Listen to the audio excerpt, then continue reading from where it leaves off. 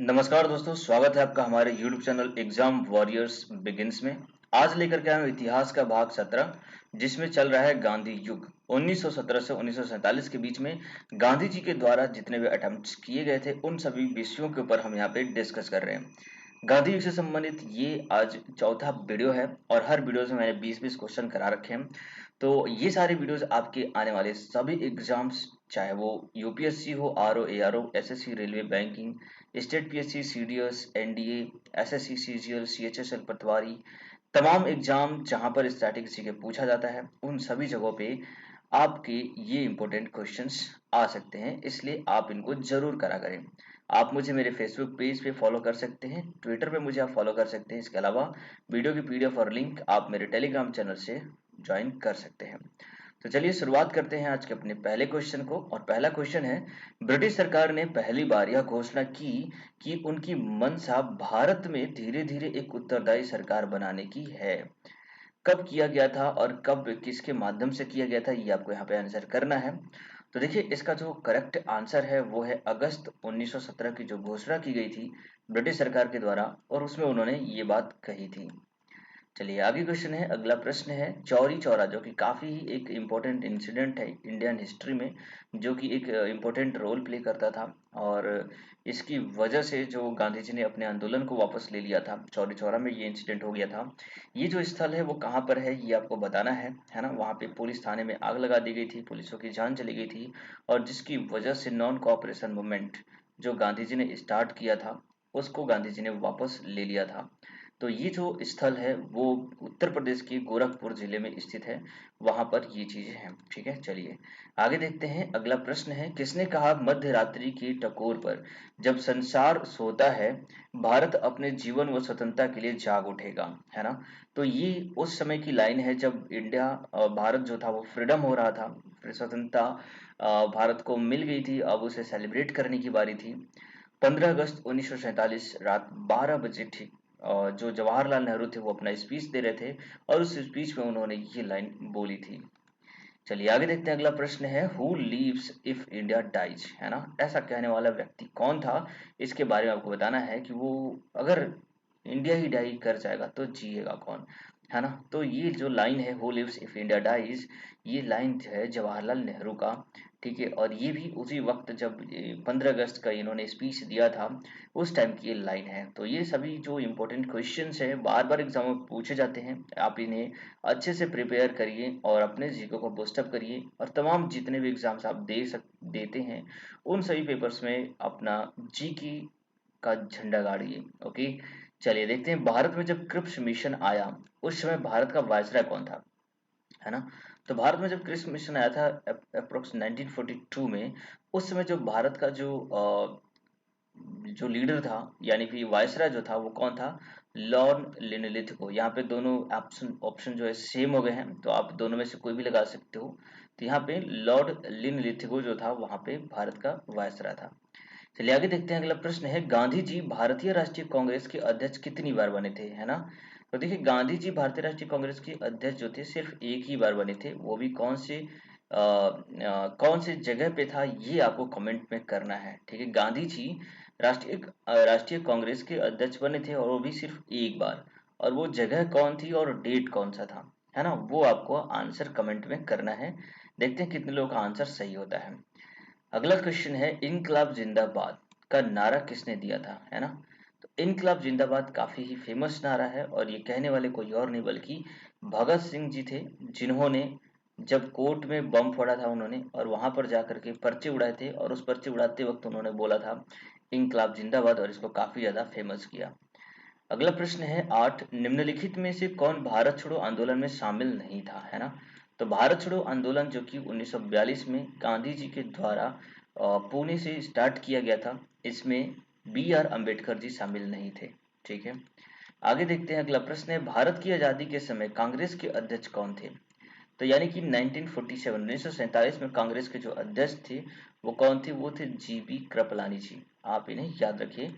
अगला प्रश्न है, भारत एवं पाकिस्तान के बीच सीमांकन किसने किया, यानी सीमा का निर्धारण किसने किया था। आपको पता होगा कि भारत और पाकिस्तान के बीच की सीमा का नाम क्या है, तो उसे कहते हैं रेड क्लिफ, है ना।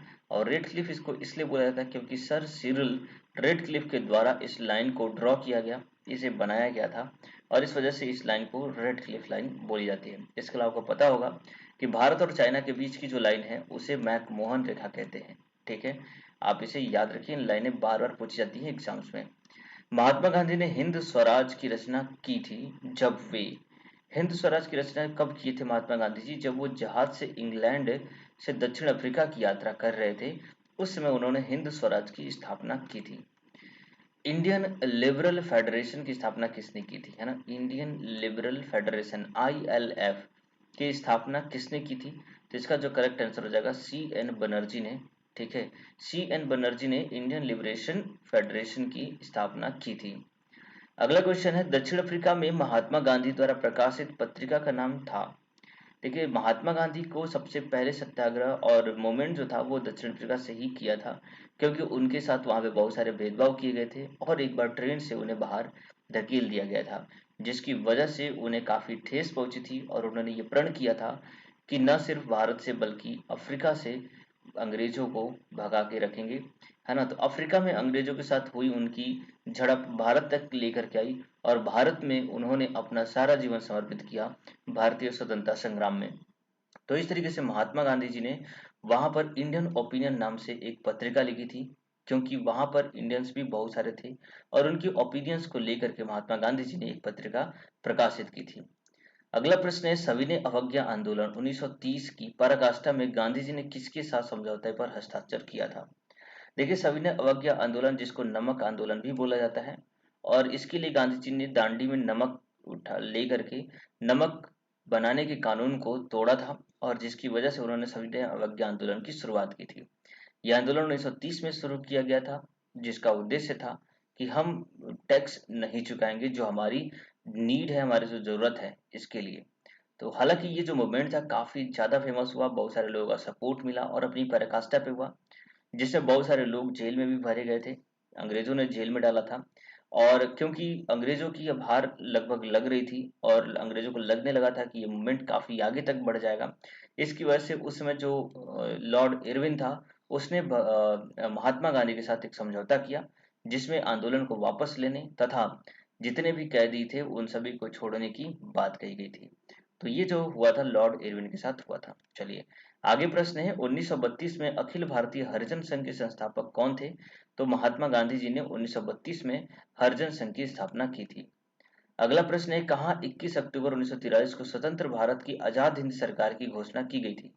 तो देखिए, स्वतंत्र भारत की आजाद हिंद फौज की स्थापना करने वाले सुभाष चंद्र बोस थे, जिन्होंने इसकी स्थापना सिंगापुर में की थी, है ना? तो उस टाइम पे उन्होंने अपनी एक अलग सेना बनाई थी, जिसका उद्देश्य था भारत को आजाद करना और लोगों को दिल्ली लेके जाना, और दिल्ली चलो का नारा भी उसी समय उन्होंने दिया था। अगला प्रश्न है, भारत के स्वतंत्रता संग्राम के संदर्भ में निम्न घटनाओं पर विचार कीजिए। तो मेरठ षड्यंत्र के गांधी इरविन समझौता, मैकडॉनल्ड सांप्रदायिक पंचाट। तो देखिए, ये सारे जो सीक्वेंस वाइज नए लगे हुए हैं, यहाँ पर मेरठ षड्यंत्र केस पहले हुआ था, उसके बाद गांधी इरविन समझौता 1931 में हुआ था, फिर मैकडॉनल्ड पंचाट भी 1932 में हुआ था, जिसमें सांप्रदायिक पंचाट जो कि BR अम्बेडकर को दिया जाना था, अलग से निर्वाचन की पद्धति की मांग की थी उन्होंने। तो इस तरीके से ये सारे ऑप्शन जो है 1 2 3 ऑर्डर में करेक्ट हो जाएंगे।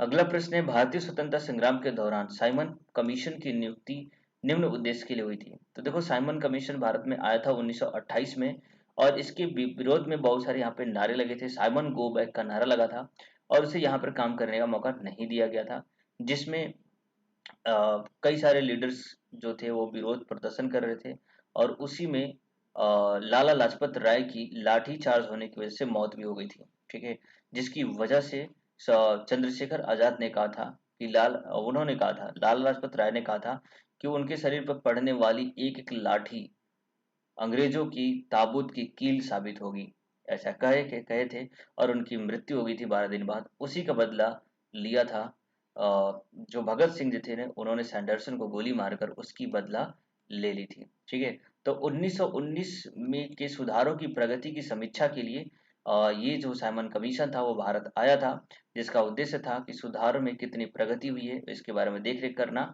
लेकिन क्योंकि साइमन कमीशन में एक भी भारतीय नहीं था, जिसकी वजह से इसका भारत में खूब जोर विरोध किया गया। अगला प्रश्न है क्वेश्चन नंबर 19, जिसमें पूछा गया सूची 1 को सूची 2 से सम्मिलित कीजिए।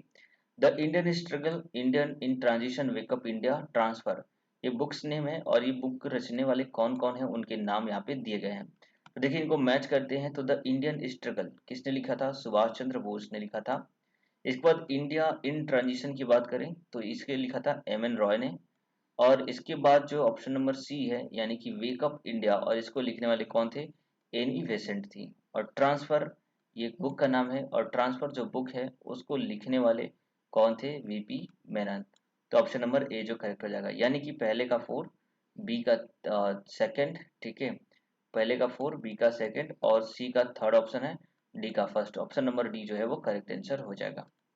चलिए आगे जो आपकी आज का आखिरी क्वेश्चन है, क्वेश्चन नंबर 20, जिसमें पूछा गया कि भारत भारत छोड़ो आंदोलन के समय इंग्लैंड का प्रधानमंत्री कौन था? तो काफी इंपॉर्टेंट क्वेश्चन है, बहुत बार पूछा जा चुका है और इसे आपको पता भी होना चाहिए कि भारत छोड़ो आंदोलन जब चल रहा था 1942 में, उसमें इंग्लैंड का प्रधानमंत्री कौन था? तो Winston Churchill. Option number B जो है वो करेक्ट आंसर हो जाएगा। तो इस तरीके से मैंने आपको 20 प्रश्न करा दिए और अभी तक आप मेरी वीडियो देख रहे हैं, तो उम्मीद करता हूँ कि आपको वीडियो एक काफी अच्छा लगा होगा, है ना? तो चलिए अगर आपको ये अच्छा लगा है तो आप प्लीज इसे अभी लाइक कर दीजिए और शेयर कर दीजिए अपने फ्रेंड के साथ। साथ में चैनल को सब्सक्राइब करके बेल आइकन जरूर प्रेस करिएगा, ताकि जो भी मेरी वीडियोज आए उन सब के नोटिफिकेशन आपको मिले और सबसे पहले आप उन वीडियोज को देख पाएं। इसके अलावा जो वीडियोज मैंने ऑलरेडी बना रखे हैं उन्हें भी आप जाके देखिए प्लेलिस्ट में, वहां से सारी वीडियोज आपको मिल जाएंगी और इस तरीके से आपकी ज्ञान बूस्ट अप होगा। आपका दिन शुभ रहे। जय हिंद, जय भारत।